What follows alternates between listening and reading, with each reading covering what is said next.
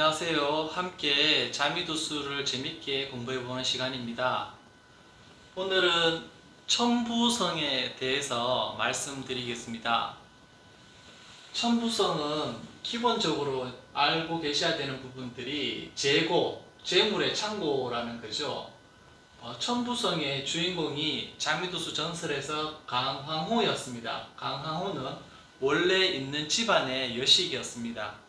그래서 은나라 주왕의 배필이 된 거죠. 그래서 원래부터 부자다.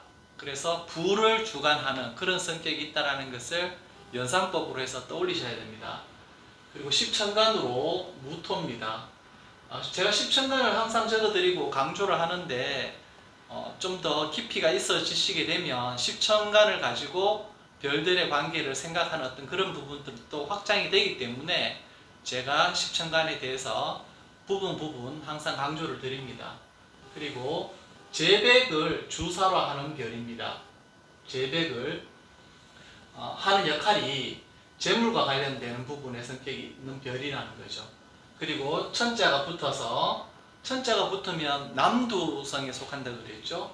남두성에 속하는데 거기서도 뭐가 된다? 주성이 된다. 주성이라는 말이 붙는 별자리는 4개가 있습니다. 자미, 첨부, 태양, 태음 4가지가 있는데 자미는 북두주성입니다. 첨부는 남두주성. 태양과 태음은 하늘에서 왔다 갔다 하죠. 그래서 중천주성이라고 합니다. 그런데 중천주성이라는 말을 쓰려면 태양은 낮에 태어나야 되고 태음은 밤에 태어나야 됩니다. 만약에 태양이 밤에 태어났다 그러면 중천주성이라고 명칭하지 않습니다. 태음도 동일합니다. 그래서 주성이 되기 때문에 이 주성은 무엇이 필요하냐 하면 문무백관의 조공을 굉장히 좋아합니다. 그래서 문무백관이라고 하면 보필, 창고, 계월, 좌보, 우필, 문창문고, 청괴천어를 말합니다. 그래서 조공받는 것을 좋아하고 호령하는 걸 좋아하고 체면칠에 굉장히 좋아합니다. 허례허식이 좀 강하다라고 해야 될까요? 누군가에게 보여지는 부분에 대해서 굉장히 신경을 많이 씁니다. 과연 그런 부분이 합리적이고 사람을 편안하게 할지는 모르겠습니다. 주변에 있는 사람은 좀 피곤하겠죠. 그리고 후중합니다. 무토기 때문에 후중하고 주성이다 보니 자존심이 아주 강합니다. 그리고 주성은 보통 1인 지하, 만인 지상이잖아요. 한 사람의 아래에 여러 만인들이 있는 형상이기 때문에 본인의 어떤 감정적인 부분을 내색을 잘 하지 않는 부분이 있습니다. 그래서 좀 외롭다, 고독하다 이런 부분들이 항상 따라다니죠. 앞에서 이제 기본 어떤 그 자미도수 명반에서 보면 신궁, 특히 인궁 이렇게 해서 자미하고 첨부가 같이 있었잖아요. 그죠? 그래서 자미하고 첨부를 서로 비교해서 한번 살펴보면 자미는 기토가 됩니다. 첨부는 무토가 되지요. 자미는 관록을 주관한다면 첨부는 재백, 부를 주관한다라는 거죠. 그리고 자미는 명궁, 재백궁, 관록궁을 좋아합니다. 자미도수에서 삼방이라고 이야기하는 것은 명궁을 중심으로 재백궁, 관록궁 요 3가지가 삼방이잖아요. 그죠? 그래서 자미도수는 삼방을 좋아한다. 거기에 비해서 첨부 같은 경우에는 재백궁, 돈을 주관하기 때문에 재백궁과 전택궁, 전택궁도 부동산이잖아요. 부와 관련되기 때문에 재백궁과 전택궁을 좋아하는 것이 첨부고, 자미는 귀함을 이제 추구한다면 첨부는 부유함을 추구를 합니다. 그리고 자미 같은 경우에는 적극적이고 창조적이고 개혁적이고 아주 이상적입니다. 거기에 비해서 첨부는 소극적이고 보수적이고 어떤 지키려고 하는 어떤 그런 부분들이 있기 때문에 보수적인 것이 이제 이롭다, 지키는 것이 이롭다 이렇게 이야기합니다.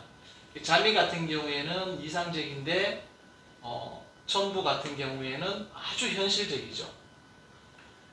그리고 자미 같은 경우에는 항상 이 자미가 어느 궁에 있든지 간에 상관없이 재백궁에는 무곡이 오고 관록궁에는 염정이 오게 됩니다. 구조적으로 그렇다는 거죠. 천부 또한 천부가 어느 궁에 오든지 상관없이 천이궁에는 칠살이 오고 관록궁에는 천상이 오게 됩니다. 구조적으로 그렇습니다. 항상 그렇습니다. 그렇기 때문에 이 천상이 천부를 굉장히 중요하게 봅니다. 그것을 봉부관상이라 그래요. 천부를 만나면 항상 천상을 보라는 뜻이거든요. 그래서 이 천부가 원래 부기를 주관하다 보니까 녹을 보는 것을 좋아합니다. 녹존이라든지 화로 이런 것들을 보는 것을 좋아하고 반대로 겁공은 싫어합니다. 겁공이 직업과 지공이잖아요. 직업 같은 경우에는 겁탈의 신이고 지공은 공망의 신이지 않습니까? 그래서 탈재가 되기 때문에 겁공을 굉장히 싫어하고 이 겁공을 보게 되면 공고가 된다는 거죠. 재물 창고가 비었다. 빈 창고가 되는 거죠. 그리고 사살을 만나면 사살이라는 게 살성 중에서 네 가지를 뜻합니다. 양타와 화령을 이야기합니다. 경량과 타라 그리고 화령, 화성과 영성을 말하죠. 이 네 가지 어떤 살성을 보게 되면 이 살성을 도둑에 비유를 합니다. 창고 비었는데 거기다가 도둑까지 맞으면 참 난감하죠. 그래서 이 사살을 만나면 노고라 그럽니다. 노고. 아주 노고가 많은 금고가 된다라는 거죠. 그런데 여기에다가 천묘는 도화성이죠. 천허, 공망에 관련되는 별이고 대모, 탈재에 관련되는 별과 동시에 도화에 관련되는 별이 대모죠. 그래서 이런 천묘, 천허, 대모 별들을 만나게 되면 천부의 성향이 좀 간사해진다. 사람이 좀 간사해진다. 그래서 봉부관상을 한 번 더 살펴보면 천상이 형기협인이 되거나 살을 많이 보면 보잘것없는 사람이 창고를 열라고 하는 것과 같아서 권력 없는 사람의, 이게 없을 무자입니다. 권력 없는 사람의 사금고 역할로 되기 때문에 격이 많이 떨어지게 되고요. 천상이 재음협인이 되어가지고 길성을 많이 보고 길성을 많이 보면 보관대작의 어떤 금고가 되기 때문에 권세가 있어져서 권세가 있는 사람의 금고가 되어가지고 격이 높아진다라고 합니다. 여기서 형기협인과 재음협인이 뭐냐 하면 천상 같은 경우에는 거문의 영향을 많이 받습니다. 그래서 거문궁의 어떤 살성이라든지 화기 이런 것들이 있는 상태에서 천상에게 영향을 주게 되는 것을 형기협인이라고 합니다. 그러니까 형하는 성격, 살성이 있다라는 거죠. 거기다가 또 뭡니까? 화기 이런 것들에 있는 거문궁에서 영향을 받는 천상이 되다 보니까 거기로부터 협을 받는다는 거죠. 천상이 도장임이잖아요. 그죠? 그래서 이 형기가 어디서 비롯된 겁니까? 거문궁에 있는 형기로부터 천상이 협을 받아서 이렇게 된다. 그래서 형기협인이라 그러고 반대로 거문궁에 화록이 있잖아요. 그러면 또 녹존이 있다거나 그러니까 화록이 어차피 녹존의 역할을 하는 거죠. 녹의 역할을 하는 거니까. 그래서 재음협인 이 음은 그늘 음자로 음덕입니다. 그죠? 그러니까 재물의 음덕으로 천상을 이제 인으로 본 거죠. 재음협인 한다라고 이제 합니다. 그래서 형기협인보다는 재음협인이 좋겠죠. 천부가 성격이 보통은 보수적이고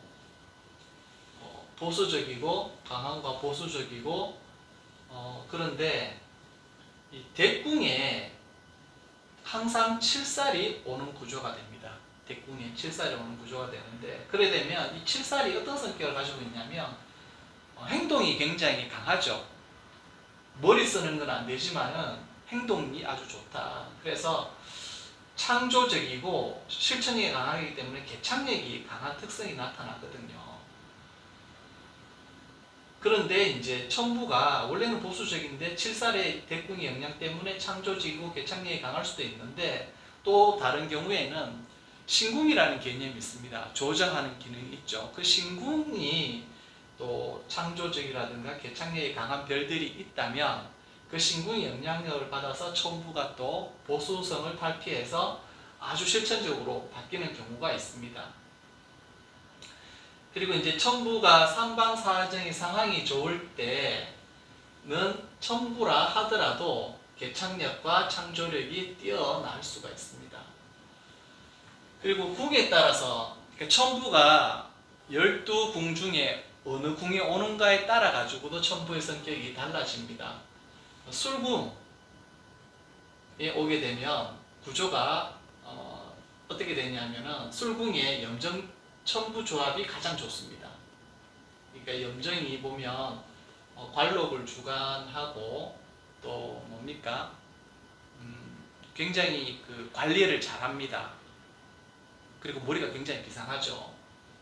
실천력도 있고요. 그렇다 보니까 이 염정도 부에 대해서 나름 강점이 있는 별인데 또 부에 대해서 어떤 특화되어 있는 천부라는 별, 부와 부가 만났죠. 그러다 보니까 조합이 가장 좋습니다. 재물적으로 굉장히 좋습니다. 염정 천부를 명궁에 태어났는데 돈이 없는 분은 없습니다.